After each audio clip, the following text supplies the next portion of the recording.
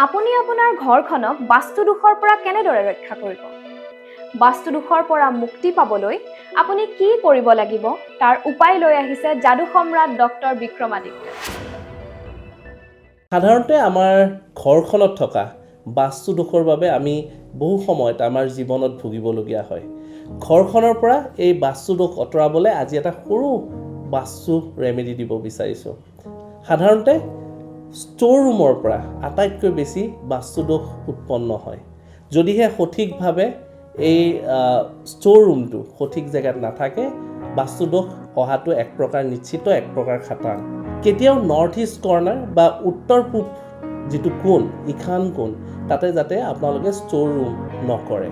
দ্বিতীয়তে, চিৰিৰ তলত কেতিয়াও বস্তু ডুম লগাই নথব বা ষ্ট'ৰ নকৰিব বা সেইটো ষ্ট'ৰ ৰুম নকৰিব।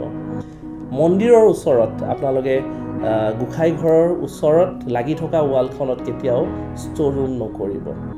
আৰু যদিহে আপোনালোকৰ ষ্ট'ৰ ৰুমটো অন্ধকাৰময় হৈ থাকে বা আন্ধাৰ হৈ থাকে, তাতে নিশাৰ সময়ত বা দিনৰ সময়তো 0 পাৱাৰৰ লাইট এটা হ'লেও জ্বলাই ৰখাৰ চেষ্টা কৰিব আৰু সেই বাল্বটি সেউজীয়া ৰঙৰ হ'লে আটাইতকৈ উত্তম হয়।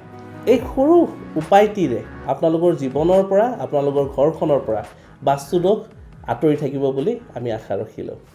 ধন্যবাদ।